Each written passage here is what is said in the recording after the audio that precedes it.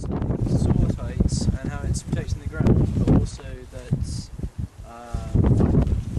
you obviously need to have you obviously need to grow because you're using the soil. So it's economic versus quality of the land.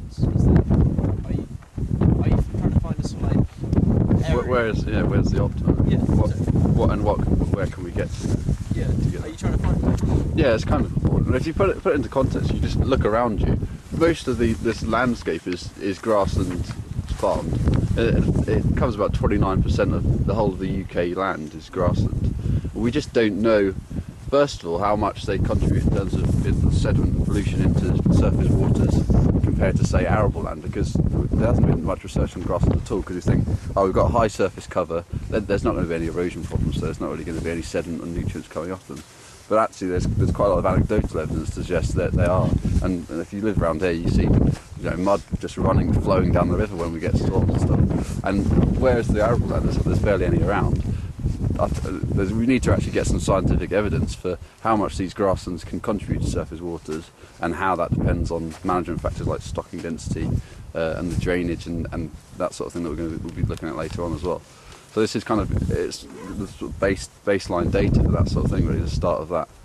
Just trying to quantify that relationship, because if we're trying to remediate, we've got water quality problems, we need to know what the source is to be able to remediate that problem. If we just look at arable land as a source and ignore these sort of landscapes and even woodland and managed woodland as a source of pollution, then you're never going to solve the problem, because you spend a lot of money on the arable land to solve that problem. You continue to get the source from these kind of land uses as well. So we just need to have a better understanding of what controls are not. That's with sort of two goals there. They're not. They're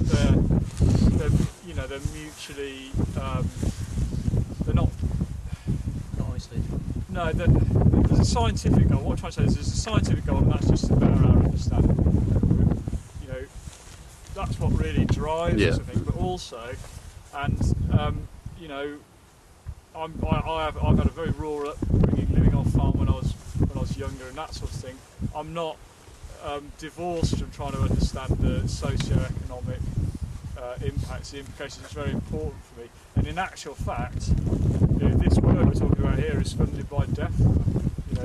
DEFRA fund, so in a sense it's applied research, because they want to understand how to optimise, and they want to know what to be able to advise farmers as to how they graze, what they grow, the stock densities they use, the timing, what sort of year they can pull their animals off, when they put the manures and fertilisers on the landscape. But there's not really a lot of scientific understanding as to when that should be or how you should manage. So sort of two goals there. They're not mutually exclusive, though. They're very much interlinked, really, I would say. That's kind of one of the reasons why we looked at the herbage yield on these plots as well, because it's all very well making statements on, if you do this, you'll reduce your amount of pollution, but they're there to farm. If they're not there to farm, then the land's not going to be used at all. It'll completely change. So, and it's not necessarily the case that as you increase your stocking density, you reduce your productivity, or not necessarily the case. So that's one of the things we wanted to actually look at. Is there an optimum stocking density where you get a good level of productivity which is economically viable, yet a suitable level of water quality coming off this land as well? Exactly. Yeah. Are the species of grasses that you put here, are they native to this region?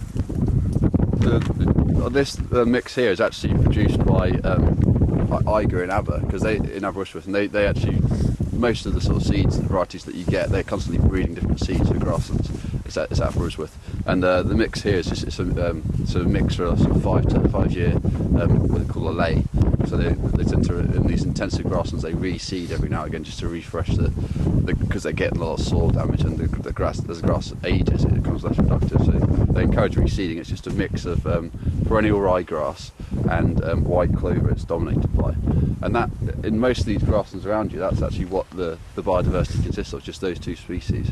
And there's actually an experiment over there, because one of the issues is these are like the most productive species, so they're really good for agricultural productivity, but they're just, in terms of biodiversity, they don't support much in terms of like vertebrates or small mammals, because there's only the two species there.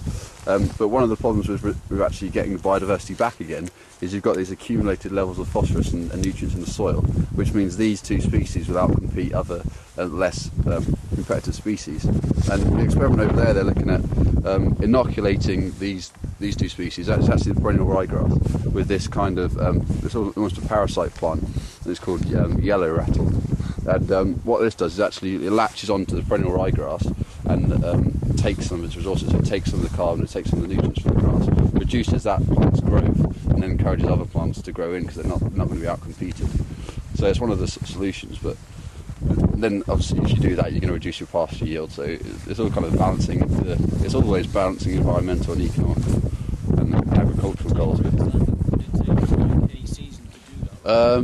Yeah, well, I think they have to. I think when they reseed it, the seed is actually inoculated with this parasite. I think it's Rhinanthus minor. It's called yellow rattle, and it's inoculated when they reseed it. So you're ploughing in the soil, putting back the same seed in, but with a mix of the other sort of less competitive species at the same time.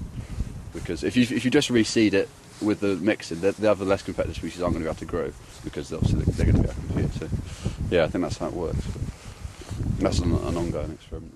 Is there any system to increase the biodiversity of the structure of wood? And wood can increase the structure of soil. Sure. So I think the biodiversity of woods and less woods and Yeah. I think one of the structure is it's a good question. One of the problems historically, even in grasslands, there wasn't silage cutting until actually fairly recently. There was much more widespread use of fairly biodiverse hay meadows. Now, I'm no expert at this, but there are people who are doing hay meadow research here. In fact, a good friend of mine has often talked to me about this. And but this is very much dying out now. Like, you will only cut hay once, for example, in the normal year. So you're not getting as much herbage yield to then feed your cattle from. However, of course, and then the silage you can take 2 cuts, sometimes even 3 cuts, depending on the year.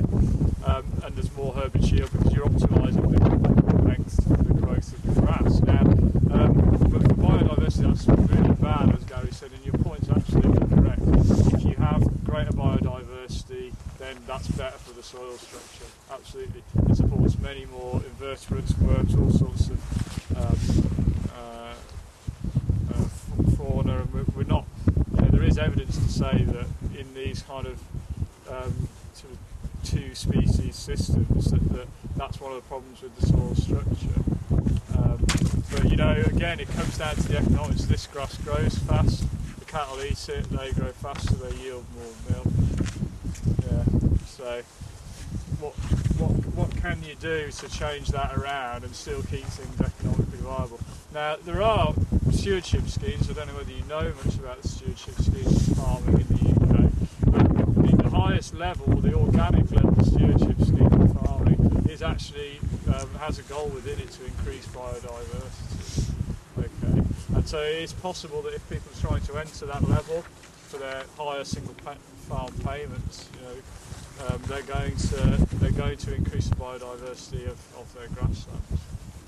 But whether they'll do that to the extent that it has positive impacts on the soil structure remains to be seen.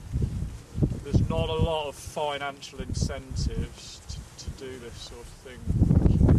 But it may be that if we provide the science base, the understanding that pushes in that direction, that will